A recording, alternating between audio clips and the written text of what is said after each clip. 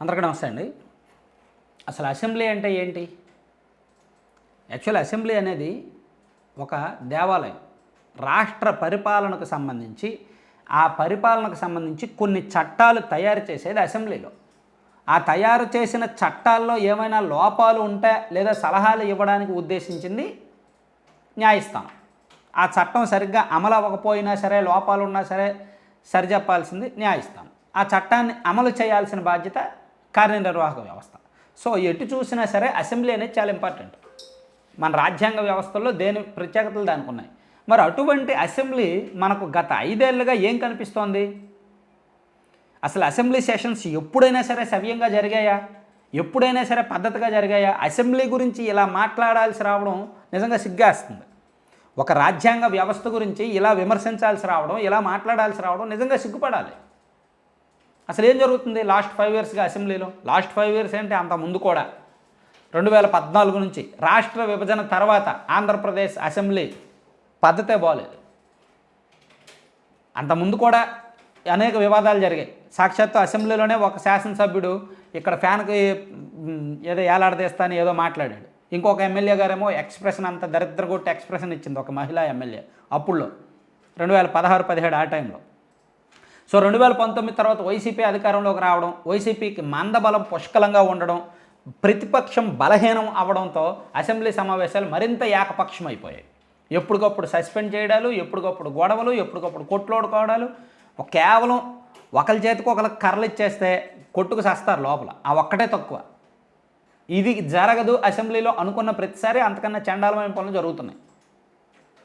Actually assembly గురించి ఇలా మాట్లాడే హక్కు బయట వ్యక్తులకు లేదు తెలుసా? అసెంబ్లీకి కొన్ని ప్రత్యేకమైన పవర్స్ ఉన్నాయి. మనం అసెంబ్లీ వ్యవస్థ గురించి ఇలా మాట్లాడకూడదు, కానీ మాట్లాడాల్సి వస్తుంది. అసెంబ్లీలో సభ్యులు ప్రవర్తన చూస్తే, అసెంబ్లీలో అధికార విపక్ష సభ్యుల మధ్య జరుగుతున్న వాగ్యుద్ధం శృతిమించడం చూస్తుంటే ఎక్కడ విలువ కోల్పోతున్నట్టే కదా. ఈరోజు చూడండి, ఈరోజు ప్రతిపక్ష సభ్యులు వెళ్తున్నప్పుడు పోలీసులు అడ్డుకున్నారంట. అసలు ప్రతిపక్ష సభ్యులను అడ్డుకోవడం ఏంటి? పోలీసులు అడ్డుకోవాల్సిన అవసరం లేదు. పోనీ లోపలికి వెళ్ళిన వెంటనే ఈరోజు ఏంటి, గవర్నర్ ప్రసంగం ఉంటుంది. అసెంబ్లీ సెషన్స్ ఎప్పుడు మొదలైనా గవర్నర్ ప్రసంగం ఉంటుంది. ఆ గవర్నర్ ప్రసంగం అదే ఒక పెద్ద నాకు ఇంకా అంటే అదే ఒక పెద్ద అంటే అది ఉండకూడదని నా ఉద్దేశం.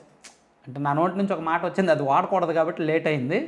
సో అటువంటి ప్రసంగమే అనవసరం నన్ను అడిగితే. గవర్నర్ ప్రసంగం ఎప్పుడు ఉండాలి?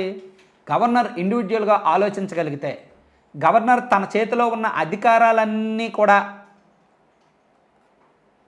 వాడుకోగలిగితే, వినియోగించగలిగితే, గవర్నర్ రాష్ట్ర పరిస్థితుల మీద ఉన్నట్టు ఫ్యాక్ట్స్ రిపోర్ట్స్ తయారు చేసుకొని తనకు తానుగా తయారు చేసుకొని అసెంబ్లీలో మాట్లాడగలిగితే అప్పుడు గవర్నర్ స్పీచ్ అసెంబ్లీలో ఉండాలి.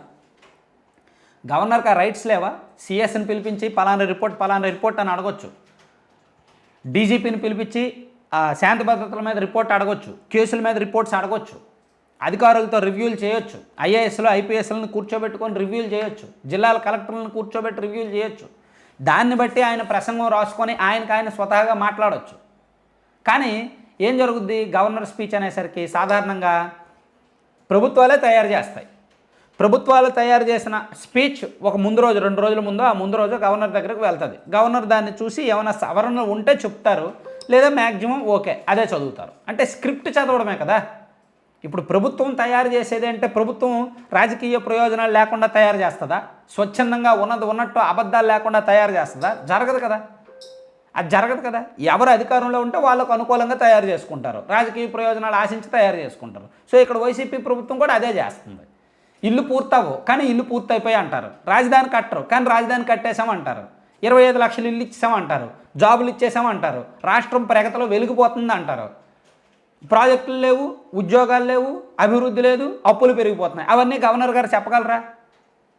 సో వాస్తవాలు చెప్పలేనప్పుడు గవర్నర్ ప్రసంగం ఉండి అనవసరం. అంటే ఇదంతా కూడా ఒక ప్రోటోకాల్. మనకి రాజ్యాంగం మహానుభావుడు రాశాడు కాబట్టి రాజ్యాంగం అనేది, దాన్ని బట్టి మనం అందరం ఉండాలి కాబట్టి, దాన్ని బట్టి అందరూ రోబోల్లాగా పనిచేయాల్సి వస్తుంది కాబట్టి, అలా అసెంబ్లీ దానిలో ఒక గవర్నర్ స్పీచ్, దానికి రేపు పొద్దునేమో ధన్యవాద తీర్మానం. ఆ ధన్యవాద తీర్మానాల్లో కొన్ని పొగడ్తలు, ప్రతిపక్షాలేమో విమర్శించడాలు, ఇదే జరుగుద్ది. రేపు పొద్దున టీడీపీ అధికారంలోకి వచ్చినా వాళ్ళు కూడా చేసేది అదే. వాళ్ళు కూడా ఒక స్క్రిప్ట్ తయారు చేసి గవర్నర్ గారికి ఇస్తారు, గవర్నర్ గారిని దాన్ని చదువుతారు. సో నేను చెప్పేది ఏంటంటే, నిజంగా గవర్నర్ గారు అసెంబ్లీలో ప్రసంగించాలి, లేదంటే జనవరి 26 రోజు ప్రసంగించాలి అంటే స్పీచ్ వాళ్ళు తయారు చేసుకోవాలి. రాష్ట్ర పరిస్థితుల మీద వాస్తవ నివేదికలు తెప్పించుకోవాలి. అలా రబ్బర్ స్టాంపుల్లాగానో రోబోల్లాగానో ఎవరో ఇచ్చిన స్పీచ్ చదవడం వలన పెద్దగా వాల్యూ ఉండదు. రాష్ట్రంలో వాస్తవ పరిస్థితులు బయటకు రావు.